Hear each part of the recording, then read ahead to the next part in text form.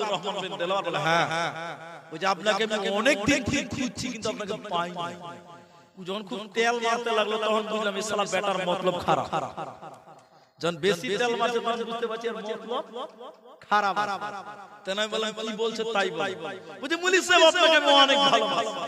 মানে এত তেল দিতে লাগলো বুঝতে পারছি যে এর কোনো মতলব আছে আলাদা। তাই আমাকে বলছে মুলি সাহেব আপনি তাবিজ দিতে জানেন?